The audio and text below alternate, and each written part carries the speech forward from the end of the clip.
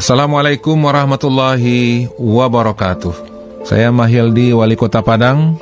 Berdasarkan keputusan Menteri Kesehatan Republik Indonesia nomor HK 01-07-Menkes/260/2020 tentang pembatasan sosial berskala besar di Provinsi Sumatera Barat, menimbang rapat koordinasi MUI Provinsi Sumatera Barat dengan Kabupaten Kota se-Sumatera Barat pada hari Senin tanggal 20 April 2020, mengingat A. Fatwa MUI nomor 14 tahun 2020, B. Maklumat Kapolri Republik Indonesia, C. Mencermati maklumat dan tausiah Majelis Ulama Indonesia Sumatera Barat nomor 002/MUI /SB/3 D. Hasil rapat bersama Forkopimda dengan MUI dan pimpinan organisasi keagamaan di Kota Padang hari Kamis 26 Maret 2020. E. Surat Edaran Menteri Agama Republik Indonesia nomor SE 06 tahun 2020 tentang panduan ibadah Ramadan dan Idul Fitri 1 Syawal 1447 Hijriah di tengah pandemi wabah COVID-19. F. Rapat koordinasi MUI se-Sumatera Barat hari Rabu tanggal 8 April 2020. G. Surat Edaran Menteri Agama Republik Indonesia nomor 6 tahun 2020. H.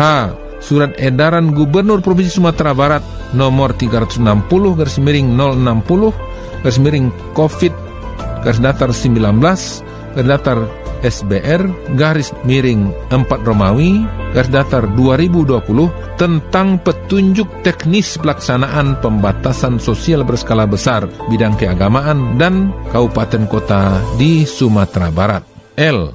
Hasil rapat bersama Forkopimda dengan MUI dan pimpinan organisasi keagamaan hari Selasa 21 April 2020 tentang kesiapan menghadapi pembatasan sosial berskala besar di Kota Padang. Maka dengan ini, pemerintah Kota Padang menetapkan sebagai berikut. 1. Sahur dan buka puasa dilakukan oleh individu atau keluarga inti.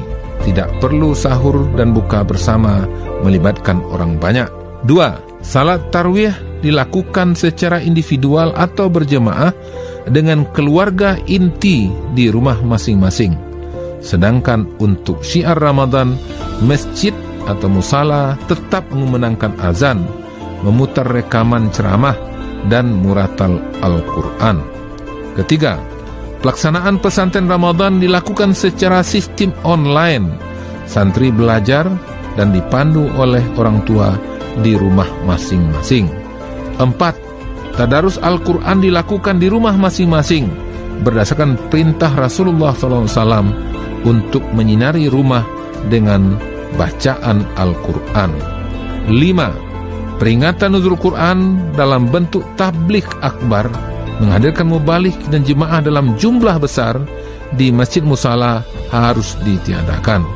6.